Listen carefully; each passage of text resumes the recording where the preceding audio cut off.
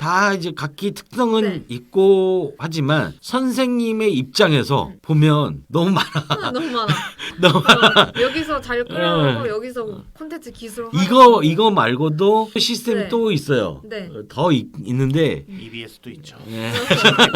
자, EBS가 가장 큰 틀이라고 봐. 그 할렘에 있는 학생들은 우리나라 시스템을 갖고 미래를 꿈꿀 수 있는 학생으로 바뀌었는데 우리나라는 우리나라 교육을 받으면서 미래를 꿈꿀 수 없다라고 얘기하니까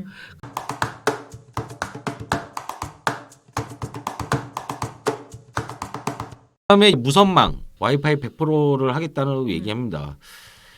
보도 자료를 보면 9월 25일 보도한 자료입니다. 네, 역대 최대 규모로 학교 무선망 구축 사업이 본격적으로 추진되었다고 합니다.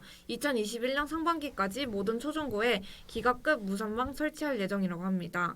자, 기가급 무선망을 설치하겠다라는데 학급의 기가래요. 학급의 기가. 학급에. 네, 학교의 기가가 아니라. 왜냐하면 이 학급에서도 30몇 명이잖아요. 네. 그러니까 그 정도 들어가야 되지 않을까. 스마트 기기와 다양한 콘텐츠를 활용하는 미래교육 기반 조성을 위해 모든 초중교구 일반 교실에 기가급 무선망 구축 그리고 사전 규격 공고 및 입찰 공고 등 사업 추진을 본격화할 예정이라고 합니다. 홍보마당에 10월 6일 날 올라온 건데 모든 학교의 학교 무선망 구축, 학교 무선망 구축 사업에 대해서 이런 식으로 보고 있습니다. 네. 문제 상황 해결 노력, 적극행정위원회 활용 성과 보면 문제 상황에 대해서는 네, 고교 무선망 구축 사업 진행 중 초중 등 온라인 교육 인프라 구축 사업으로 확대하고 집행 기간을 단축하여 연내 구축 완료가 필요했었습니다. 자, 고등학교 4교실 이상 무선 환경 구축. 고등학교 4개 학급에만 일자적으로 구성을 하겠다는 거고 모든 초중고 교실 무선망 구축이 그 다음 단계라고 보는 것 같아요. 자, 해결 노력으로는 2020년도 제3회 추가 경정 예산 확보를 했고 그리고 집행기간 단축하는 방안을 모색했습니다. 기 확보된 교교 무선망 구축 사업비를 통합사업 설계비로 우선 집행하는 등 두 사업을 통합하여 조기 구축하는 방안을 검토하고 그 다음에 적극행정위원회 안건이 상정되었습니다. 자, 이런 식으로 해결 노력을 했다라고 합니다. 이게 갑자기 등쓸 수도 있어요. 왜냐하면 이번에 코로나 사태 때문에 학교를 우선 네. 안 가니까 그 온라인 교육 계속 해야 되니까 돈 네. 빨리 급하게 땡겨다가 네, 한 것 같아요. 한 것 같아요.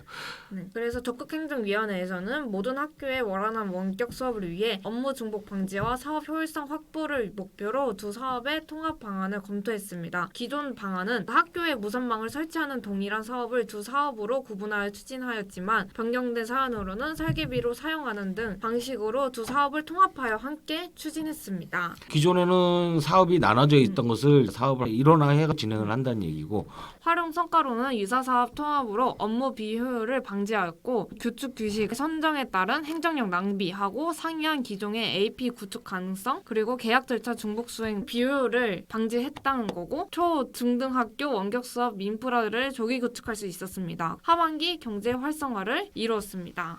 이거를 해서 하반기에 경제 활성화가 됐을까요? 그건 잘 모르겠는데 경제 활성화는 잘 모르겠는데 첫 번째 두 번째는 이해가 안 돼. 적극행정위원회라는 게 뭐야? 이런 걸 만들었다는 얘기죠. 그러니까 빨리 원래 돈 쓸 수 나라에 있게. 이게 있는 그런가 봐요. 제도예요. 부처간 무슨 뭐 이렇게 그런가 봐. 쫑나는 거 있을 때 할 수 있게 해서 우리가 이렇게 잘했다고 자랑하는 거잖아 지금. 자랑하려고 홍보마다 이거 홍보의 카드도 만들었네. 됐네. 됐어. 잘했네. 어차피 할 일이야 이거는 안 할 수가 없어. 온라인 플랫폼 이게 굉장히 많습니다. 맞아, 내년에 또 애들도- 이거 얼마나 해먹을까 이런 거. 아 이게 지금 만들어져 있는 거야 네. 지금. 아까 이거 움직이는 가지고 거. 또 해먹겠죠. 또 통합 한번 한다고 해먹고. 네. 에듀테크라고 하는 것은 이 6가지 포함이 돼 있고 나머지도 있는데 에듀테크 포함된 게 이학습터, 위드랑, 에듀넷, 디지털 교과서, 학교온, 직습센터. 그 외로는 교실온, 온교육, K묵 그리고 늘배움 이렇게 있는데 특성들이 다 달라요. 그래서 네. 이 특성을 간단하게 보면 이 학습터 같은 경우에는 초등학교 1학년에서 6학년 그리고 중학교 1학년에서 3학년 국어, 사회, 과학, 영어 교과의 학습 동영상과 평가 문항을 제공하고 위두랑에서는 교사가 학급을 개설하여 학생들과 자료를 공유할 수 있고 과제 토론 등을 진행할 수 있는 커뮤니티 서비스라고 합니다. 에듀넷은 초등등 교수 학습, 최신 교육과정, 주제별 학습 자료 등을 제공하고 디지털 교과서는 초등학교, 중학교, 사회, 과학, 영어 교과에 대해 서책 교과서 내용과 다양한 멀티미디어 콘텐츠를 제공하고 학교 5는 다양한 학습 활동 및 생활 지도 자료를 공유하는 선생님들을 위한 공간이라고 합니다. 지식센터는 선생님 에듀테크 역량을 기반으로 쌍방향 화상 도구를 활용한 선생님들의 지식 공유 서비스입니다. 에듀테크라고 6가지들을 보면 학년으로 좀 나눠져 있는 것 같고요.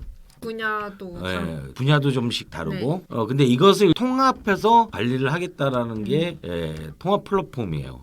교실로는 나를 위한 두 번째 교실 교실온닷 일반적인 온라인 수업의 한계를 넘어 실시간 쌍방향 수업으로 학생을 위한 교실이 온라인에서 펼쳐집니다. 그러면 이게 화상 교육이겠죠? 네. 화상 강의를 하겠다는 얘기고 온교육은 국민과 함께 생각하는 교육송도 플랫폼 온교육. 교육 소통 플랫폼 국민과 함께 생각하는이라고 하니까 이건 좀 오픈해서 일반 학생들 말고 일반 국민들도 네. 오픈해서 보는 거고 K무크 K무크는 온라인을 통해서 누구나 어디서나 원하는 강좌를 무료로 들을 수 있는 온라인 공개 강좌 서비스로 2015년에 시작된 한교형 무크입니다. 이거는 뭐 공개 강좌들을 좀 만들어 놨다는 얘기 같아요. 이 공개 강좌가 다른 데도 있거든요. 있는데 여기서 늘배움 은 국가 평생 학습 포털 늘배움은 전국에 산재되어 있는 평생 교육 정보, 학습 콘텐츠 등을 한 곳에서 제공하여 모든 국민들이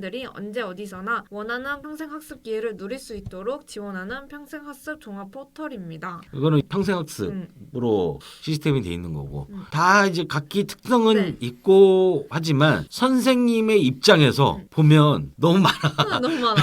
너무 많아. 여기서 잘 끌어오고 여기서 콘텐츠 기술 이거 말고도 시스템이 또 있어요.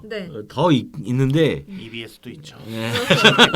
자, EBS가 가장 큰 틀이라고 봐야 되는데 통합하겠죠. 통합을 해야 되는 필요성이 있어요. 통합 플랫폼에서 찾아보니까 자료는 딱히 못 찾았고 디지털 데일리에서 디지털 뉴딜 모든 초중고 교실이 스마트해진다 분석을 해놨더라고요. 여기서 보면 온라인 교육 통합 플랫폼을 구축하는데 이제 수요자와 공급자 간의 시스템을 이렇게 그려놨어요. 이런 형태로 해서 시스템을 연계를 하는데 여기서 보면 정보 보안하고 AI 빅데이터 분석이 두 가지가 지원을 하는 형태로 데이터 보안하고 시스템 보안 이 부분도 굉장히 중요한 것 같고요.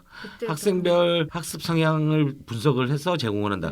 학습 난이도 조정을 하는 것 같아요. 저희 첫째하고 둘째하고도 학습 난이도가 완전히 다르거든요. 그래서 그런 것들이 좀 필요할 것 같은데 앞으로 좀 더 지켜봐야 될 상황인 것 같습니다. 자, 그래 지금까지 이렇게 쭉 봤습니다. 그 리모델링, 무선망, 스마트 기기, 그 온라인 플랫폼. 자, 온라인 플랫폼이 모든 시스템의 최종점이라고 봐야 될 것 같은데 보면서 느껴지는 것은 뭐냐면 콘텐츠를 뭘로 담을까에 대해서 많은 연구가 돼야 되지 않을까 하는 생각이 들어요. 콘텐츠가 중요하지 시스템이 중요한 건 아니잖아요. 어떻게 보면. 초중고 거가 콘텐츠가 있어봐야 뭐 거기서 거기지. 뻔하잖아요. 다른 거가 중요해. 다른 거. 얼마 전에 미국의 할렘이라고 범죄가 굉장히 심했던 그리고 뭐 범죄가 심한 곳은 무조건 할렘 그냥 할렘이라고 얘기할 정도로 할렘이 굉장히 그 범죄도가 심했는데 거기에 한국 선생님들이 학주가 갔나 학주? 몽둥이로 다 때리고 몽둥이 때릴 정도는 아닌데 총 맞아. 때리면 총 맞아. 몽둥이로 때릴 정도는 아닌데 그 좀 다른 미국 학교들에 비해서 규제를 굉장히 강하게 복장 규제라든가 시간 규제라든가 그리고 부모님을 공경해야 되고 어른에 대한 존경심을 계속 얘기를 하고 한국어를 가르치는 이 학교 때문에 범죄율이 줄어들었다고 얘기를 하더라고요. 그러니까 한국형 학교를 만들어서 범죄를 굉장히 줄였다라는 다큐멘터리가 나오더라고요. 그리고 뭐 예일대라든가 이런 좋은 학교도 많이 가는 그리고 학업 능력도 굉장히 좋아져서 그 동네에서 굉장히 인기가 있는 그런 시스템이라고 얘기를 하더라고요. 근데 예전에 오바마가 그 한번 토론을 하면서 한국형 시스템, 교육 시스템을 따라가야 된다라고 얘기를 하지만 우리나라는 우리나라 시스템은 나쁘다라고 라고 얘기를 하잖아요. 네. 그 할렘에 있는 학생들은 우리나라 시스템을 갖고 미래를 꿈꿀 수 있는 학생으로 바뀌었는데 우리나라는 우리나라 교육을 받으면서 미래를 꿈꿀 수 없다라고 얘기하니까 그 다큐멘터리를 보면서 약간 좀 선생 오바마는 한국의 교육 시스템이 아니라 이제 한국 부모들의 교육열, 뭐 그런 것도 아이들을 있지만 교육시키는 그 교육열에 대해서 이야기를 한 거고. 학교 좀 보내라 이 새끼들. 맞아. 미국은 네. 학교를 안 보는 애들이 네. 너무 많아요. 네. 그게 이제 문제인 거고. 사실 미국하고 한국의 가장 큰 차이는 이제 입시. 우리 만수르가 계속 주장하는 대학 폐지론. 그게 가장 심각한 좀 대학을 문제여서. 폐지해야 돼. 사실 지금 오늘 이야기한 것들 뭐 잘 되면 좋겠지만 학생들이 학교가 안 좋고 와이파이가 안 돼서 힘든 게 아니잖아요. 그렇죠. 네. 그러니까 사실 문제의 핵심하고 지금 너무 학교 관련된 정책들이 너무 핵심하고 이제 관계 없는 그런 이야기들만. 그러니까 교육하고 사실 국가에서 지금 문재인 정권에서도 사실 네. 수능이나 이런 정책과 관련해서 어떻게 하겠다라고 초반에 사실 발표를 했지만 중간에 뭐 수기 민주주의 어쩌고 저쩌고 하다가 지금은 다 손 놔버렸잖아요. 그러고 나서 이제 스마트 뉴딜 한다고 네. 이제 공사 뭐 이런 이야기 한다라는 게 조금 참, 씁쓸하죠. 진정으로 원하는 거 필요한 복지 같은 부분에서는 조금 그런데 뉴딜 얘기를 하면서 돈을 이렇게 하려는 게 조금은 안타깝습니다. 이런 상황이.